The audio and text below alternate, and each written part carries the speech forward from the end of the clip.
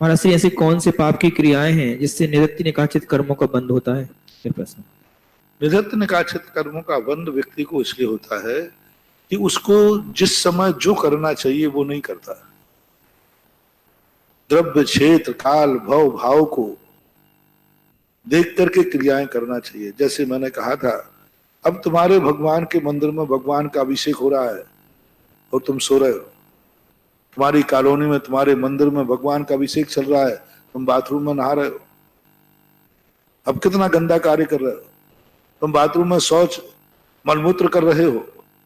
उधर देवादि देव तुम्हारी कॉलोनी के मंदिर में भगवान का अभिषेक हो रहा है और वो समय तुम कर रहे हो। निधत्त निकाचित कर्मों का बंध होता है। काल को टाल के, क्रिया बुरी नहीं, क्रिया सभी करते हैं, लेकिन वो किस समय क्रिया कर रहे हैं? जिस समय तुम्हारे भगवान का अभिषेक हो रहा है। इसलिए मैं बार बार मना करता हूं कि अपने मंदिरों के अभिषेक निश्चित करो और सब घरों में ये बात टांगो, इतने बजे से इतने बजे तक कोई गलत कार्य नहीं करेगा, कोई खाना पीना नहीं खाएगा। खाना बनाना और खाना खाने में अंतर है। भोजन बनाएंगे तो सही, भोजन हम खाएंगे नहीं, क्योंकि इस समय मेरे भगवान का अभिषेक चल रहा है। ये क्यों कहा जाता है कि मुनियों के आहार की बेला टाल करके आहार करो? क्यों? जो व्यक्ति महाराज की आहार की बेला टालने के पहले आहार करते हैं, उनको निधत्त निकाचित कर्मों का बंध होता है कि उनको कई बार भूख लगेगी लेकिन भोजन नहीं मिलेगा, क्योंकि वो इतने भूखे थे कि महाराज से पहले खा लिया।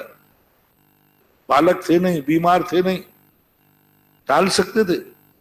एक बार मैंने प्रवचन दिया था कि ये मुनियों के बाद आपको आहार बाद में करने का क्यों कहा जाता है? पहले आहार कर लो ना। आहार करने के बाद जो आहार दिया जाए बचा हुआ, वो भिखारी को दिया जाता है, और आहार करने के पहले जो आहार दिया जाए वो भिक्षु को दिया जाता है। भिक्षु और भिखारी में कितना अंतर है? भिखारी को बचा हुआ देते हैं, कल का रखा है, बचा है, चलो भिखारी को दे दो। और भिक्षु को खाने के पहले देते हैं।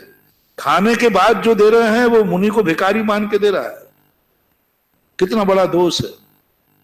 कोई कारण नहीं था तो उनका आगे मुनियों की बेला टालो। मुनियों के आहार के पहले आहार करना, उस समय आपको ऐसे कर्मों का बंध हो सकता है कि आपके पास रोटी रखी रहेंगी, आप खा नहीं पाओगे, बीमार हो गए। भोजन सामने पड़ा है, सब कुछ है, लेकिन बीमारी हो गई। ऐसी बीमारी हो गई, डॉक्टर ने कहा आप खा नहीं सकते। तो ऐसे कर्मों के समय निधत्त निकाचित कर्मों के बंध होते हैं। ऐसे बहुत सारे कार्य हैं जिस समय द्रव्य, क्षेत्र, काल, भव और भाव, इनको देख करके जो क्रियाएं करते हैं वो इनसे बच जाते हैं, अंततः निधत्त निकाचित कर्मों का बंध